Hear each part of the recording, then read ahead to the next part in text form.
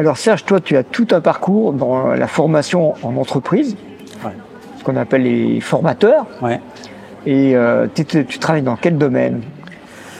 Alors on appelle ça les formateurs, on appelle ça les animateurs, on appelle ça les coachs, on appelle ça les accompagnants, on appelle ça les facilitateurs aujourd'hui. Tu vois, le monde de ce qu'on appelle la formation, tu vois, le monde formateur, formaté, faire un cours sur un paperboard, c'est presque de l'histoire ancienne. Oui, c'est ancienne.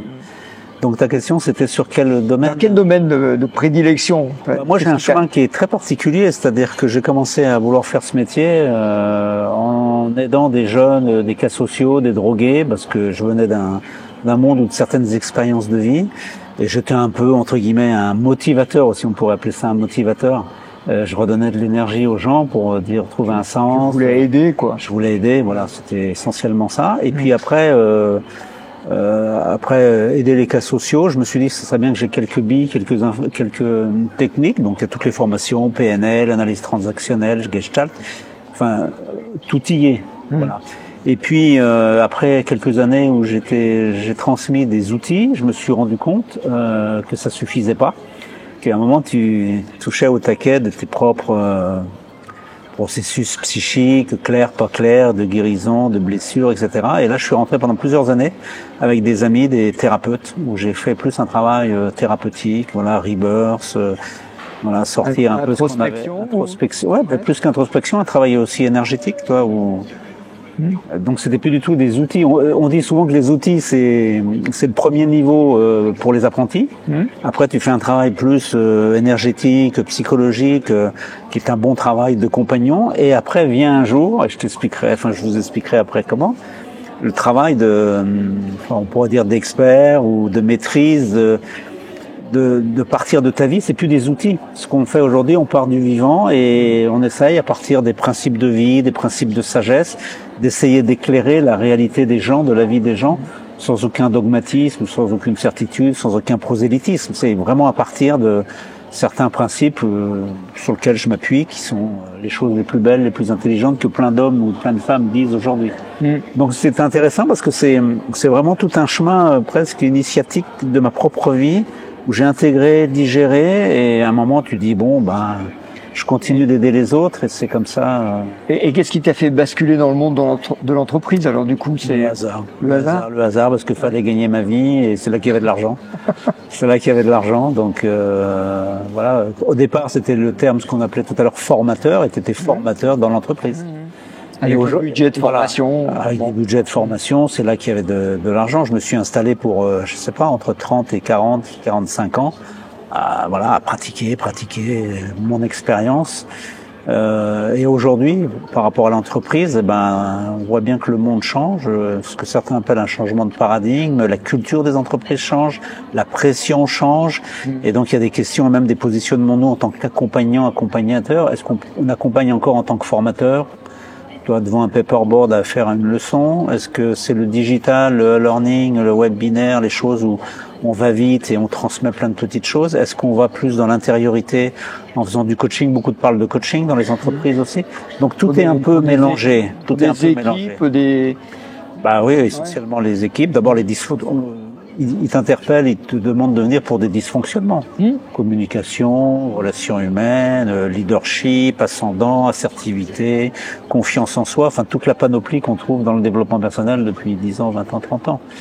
Mais aujourd'hui, moi je sens qu'on peut encore aller plus loin. On peut encore aller plus loin parce que tout ça, on peut l'acquérir à plein d'autres endroits. Et j'ai plus envie de travailler sur la culture de l'entreprise, c'est-à-dire non plus tellement au niveau de la formation des employés, mais on entend beaucoup parler de la souffrance au travail, du bien-être au travail, de la culture plus d'humanité, avec des gens sincères, des gens engagés, développement durable, société, entreprise, économie sociale et solidaire. Il y a vraiment des gens qui ont envie de travailler différemment du système vertical, hiérarchique, voilà, on descend, et puis on utilise les consultants pour... Ouais. Parce que tu te rends compte que ce que tu veux dire, c'est que t'arrives au bout d'un moment où le formatage ça marche plus et que donc on revient à l'humain. C'est plus que ça, c'est que moi j'ai pas envie d'être complice de ça. Oui. J'ai pas envie d'être complice d'être utilisé pour être plus performant, c'est bien, c'est intéressant. Mais je trouve que c'est une grande mode. Hein. C'est une grande mode, mais je trouve que l'exigence du monde d'aujourd'hui, c'est d'essayer d'éveiller les consciences ou d'aller vers une éducation à la conscience de soi. Et tu peux pas le faire n'importe comment, et tu peux le faire qu'avec la sincérité. Et tu as des gens qui peuvent être des clients et d'autres que je ne veux plus comme clients entre guillemets, parce que je le sens plus au niveau avec l'âge, l'expérience, comme une vocation, comme une raison d'être, comme une mission, et non plus juste faire de l'argent ou voilà comme un métier. Donc il y a la pression qui vient du haut sur lequel je veux plus être complice, et puis il y a l'ascension, l'énergie des jeunes, des nouvelles générations qui aspirent vraiment à des communautés, à travailler plus à l'horizontale, etc. Ça, tu perçois vraiment un changement. Ah oui. Ouais. Et ça fait combien de temps que tu ressens ça s'est fait vraiment progressivement, mais là ça s'accélère depuis 2-3 ans, 4 ans. Ouais. Le Covid a changé pour toi. Ouais. Ça a été une bascule, quelque chose qui a basculé. Moi, je travaille dans des grands groupes et il y a beaucoup de jeunes ou qui n'ont plus envie de cette vie-là, et qui changent de vie. Le problème, c'est qu'ils savent pas trop mettre quoi à la place. C'est comme s'ils cherchaient quelque chose d'autre en termes de gouvernance. Aujourd'hui, il y a des modèles, la sociocratie, des manières de prise de décision, et donc c'est un ancien pouvoir du système, des structures qui gardent la main, qui mettent de plus en plus la pression, et ces jeunes qui arrivent, ils sentent qu'il faut faire autre chose, mais ils savent pas quoi mettre. Donc on entre dans un intervalle. Donc c'est super excitant, super intéressant, à condition qu'on puisse aller dans des champs de... Tu penses pas que c'est des mouvements de balancier, par exemple que avec les confinements, le Covid, il y a eu le télétravail, il y a eu, on fait à la mode des grandes réunions Zoom, webinaires, etc. Et après, il y a eu un balancier dans un sens, puis après on a dit oui, mais on perd de la productivité, donc on va revenir aux réunions en présentiel. Et tu crois que c'est des mouvements de balancier ou il y a une vraie tendance de fond? Il y a les deux. Il y a un balancier, effectivement, où ils reprennent un peu leurs billes, mais il y a un vrai mouvement de fond que moi je mets dans un processus d'évolution, j'ai dire, de la société, de la civilisation, de paradigme. On est vraiment à la fin d'une époque sur beaucoup de choses. De l'ère de ce qu'on appelle, certains sages ou philosophes appellent ça de l'ère du deuxième, troisième chakra. Deuxième chakra, c'était les structures, donc verticales, Michelin, le management paternaliste. Là, on est à l'ère de l'individualité, voire de l'égocentrisme, où chacun fait comme il veut, ça part dans tous les sens, ce qui crée du chaos. Et après, le troisième, c'est l'avènement, on pourrait dire, du chakra du cœur, où on doit se mettre à l'horizontale et de travailler complètement, et les jeunes générations demandent ça. Mais je sens que tu as une inspiration de l'Inde, alors là. Chakra, c'est pas un langage de PNL. T'es allé puiser aussi dans des inspirations comme ça? Oui. Tout ce qui est, quand tu es curieux, faut être curieux. Quand tu es curieux, alors, j'en fais pas une fin en soi, mais en tout cas, chakra égale, énergie, et on voit bien que l'énergie, va dans un autre sens. Et donc, c'est un monde qui meurt, qui agonise, qui se crispouille, qui crée du chaos, et c'est un autre monde qui émerge. Donc, c'est excitant, intéressant en tant que professionnel de savoir comment tu peux aider à cet endroit-là. Donc, il y a toujours le même travail à faire, se guérir un peu de ses propres maux, MAUX, parce que voilà, chacun fait comme il peut au niveau de sa psychologie, ses émotions, ses pensées, et puis donner des critères de transformation. Il existe des principes, comme en systémie, par exemple, il existe des principes, chacun a sa place. Comment tu vois ce changement? Parce que pour parler Inde, l'Inde décrit les cycles, tu sais, les cycles de croissance, maturité, puis destruction. On serait dans un cycle de destruction. Je pense que si on fait un sondage dans la rue, tout le monde va être à peu près d'accord. Et comment toi tu vois ça dans l'évolution de l'entreprise? Comment toi tu envisages de le gérer? Comment tu penses aider les gens là-dedans? Parce que c'est un vaste chantier, parce que les entreprises, ça veut dire qu'il y en a qui vont peut-être faire faillite. Il y a des gens qui vont tomber malades. Mort renaissance, c'est bien. Mais c'est comme toi, c'est comme moi, c'est comme nos vies. Tout est créé, naît, croît, décade et décadence et mort, et donc il y a la mort d'un monde, la mort d'un système, la mort de manière de travailler, même la notion du monde du travail. On voit bien que le monde du travail, comme ascenseur social, on a un job, on livre des pizzas, on est pressurisé. C'est vraiment un changement de mentalité. Enfin, le travail sert à quoi? Plus l'avènement des plaisirs, des divertissements. Donc c'est vraiment un bouleversement complet. Donc comment on se positionne là-dedans et quel message on peut donner aux hommes et aux femmes qui ont envie de travailler ensemble? Et ce qui peut être éclairant, c'est de donner des choses comme dans les principes systémiques, d'équilibre dans la communauté, de respect, de partage, de plus travailler avec le cœur, Et pas l'intelligence cognitive de faire des analyses avec des analystes ou que des finances. Les hommes deviennent des... McKinsey. Voilà, des hommes de... Donc c'est ça que les gens ou les jeunes pressentent. Et donc ça crée beaucoup de malaise, de mal-être, voire de suicide. Aujourd'hui, des grands groupes nous parlent de santé mentale. Donc ça veut dire qu'ils nous demandent d'intervenir pour réguler la santé mentale. Je veux dire, c'était pas le rôle. Éviter les burn-out et les pétages de corps. Donc ils continuent de poursuivre dans un truc qui est une impasse. Donc ça va exploser. Donc la proposition, c'est de laisser mourir ce qui doit mourir et de mettre des graines sur celles et ceux qui sentent le mouvement ou l'énergie de créer du neuf. Toi, tu es plutôt sur la mise en place d'un nouveau type de formation. Hein, je garde le mot, mais un nouveau type d'approche en tout cas. Et je t'ai entendu dire le mot culture, mais c'est pas, je suppose, c'est pas dans le mot tarte à la crème des années 80, la culture d'entreprise qu'on nous imposait par en haut, en disant vous devez penser. Alors comment tu le vois, cette nouvelle culture émerger? La culture, c'est les valeurs. À la place du mot culture, tu mets valeurs. Dans toutes les entreprises de France et de Navarre, tu rentres, t'as les valeurs. Moi, j'ai des clients, ils mettent leurs valeurs. Et parce que pourquoi la valeur, ça touche le cœur, et quand tu es touché dans le cœur, tu as envie d'appartenir. Donc ils ont des gros problèmes avec les nouvelles générations pour capter les talents, les garder, les fidéliser. Parce que les jeunes, donc c'est même pas les jeunes qui ont des problèmes, c'est les entreprises qui ont des problèmes. Comment garder les gens?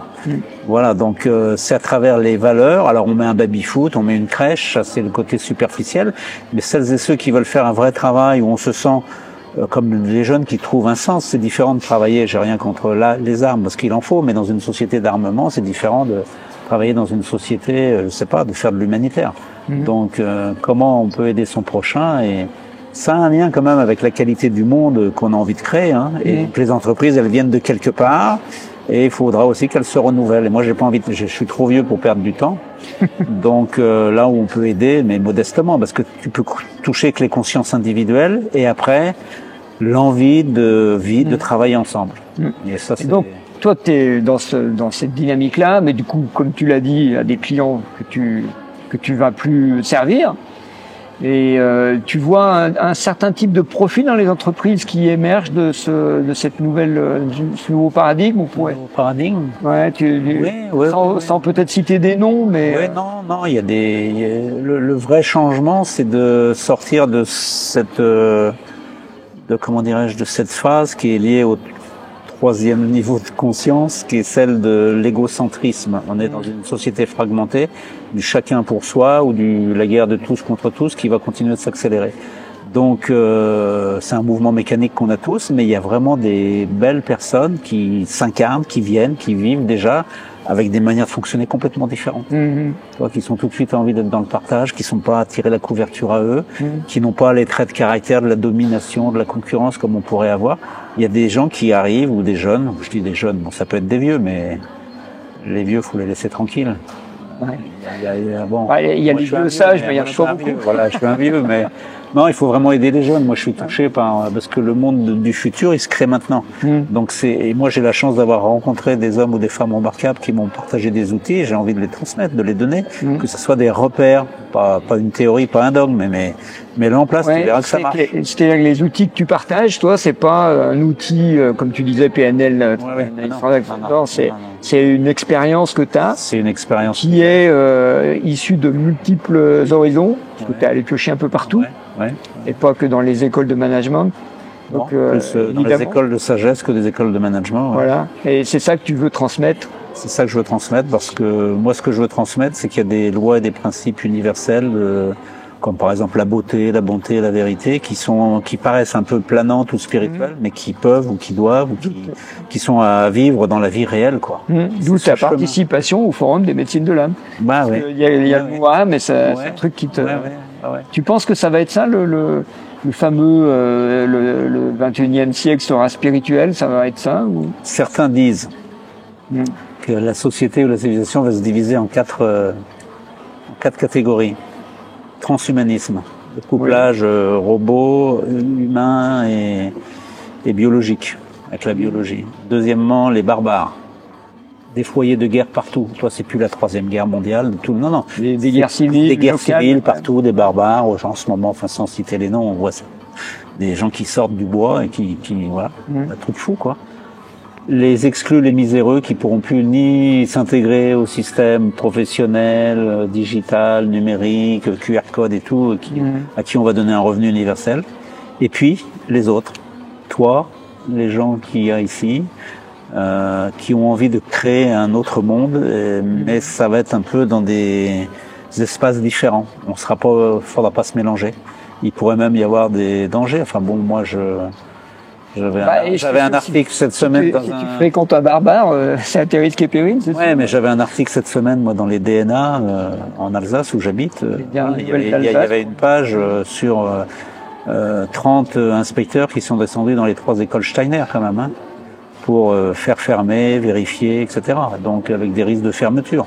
En disant, on ne travaille pas sur le psychocorporel ou le rythmie, alors que c'est un homme qui a amené dans l'éducation des choses extraordinaires. Bah oui, donc on va dire que ces forces-là, elles sont à l'œuvre. Elles sont là dans l'éducation, demain dans l'entreprise. Donc dès que tu mets une énergie nouvelle, il y a des forces d'opposition tout de suite qui se cristallisent. Et je pense que l'accélération du chaos, c'est l'avènement aussi qu'il y a d'autres forces positives qu'on voit moins, on en parle moins, mais qui sont à l'œuvre. C'est un mouvement invisible. Donc c'est pas que négatif, c'est juste peut-être un peu douloureux. Bon, alors, Serge, optimiste ou pessimiste ou réaliste? C'est toi qui as raconté tout à l'heure. Non, moi j'essaye de faire mon travail et d'être heureux de faire mon travail. Après, il faut avoir l'humilité que tu as peu de choses. Moi j'ai un ami qui disait, tu mets 2 papiers dans ta pantalon, hein. Le matin tu les lis. Sur le premier c'est je ne suis que poussière et je redeviendrai poussière. Et sur le deuxième c'est le monde a été fait pour toi. Donc à la fois on peut rien dans ce monde, tu peux pas faire grand chose. Et il va aller là où il doit aller. Et ça va peut-être réveiller des consciences. Et d'un autre côté, chaque chose que l'on fait en tant que responsable ou sincère, on fait pour le mieux. Aujourd'hui, le thème, c'était le meilleur de soi. Moi, il y a une phrase qui dit, voilà, souvent, dans ta vie, tu dis, j'ai fait pour le mieux, quoi. Comme ma maman, avant qu'elle meure, elle dit, j'ai fait pour le mieux. Ça s'appelle partir en paix. Ah ben voilà, c'est ça. Donc, je pense que cet état d'esprit est le plus intéressant. Le reste, faut pas s'en mêler. Il y a même ce qui va arriver, faut pas s'en mêler. Parce que tu vas être pris dans le chaos, dans le cyclone, dans le trou noir. Il vaut mieux le laisser aller là où il va et construire quelque chose de neuf. C'est dans cet état d'esprit qu'on peut essayer de responsabiliser les gens dans les entreprises, parce qu'ils vont te dire, ouais, c'est le chaos, c'est le bordel, le chef, machin. Ok, laisse-toi, qu'est-ce que tu peux faire? Et puis d'un seul coup, tu ouvres les yeux, il y en a un autre comme toi. Ok, là, il y en a un autre comme toi. Et puis là, on crée une énergie subtile, un peu différente, qui amène d'autres... Il n'y a pas d'autre choix, je pense. Super. Ça te laisse encore quelques années de travail, là, une trentaine d'années. Merci beaucoup, Serge. Merci, Gilles. Merci.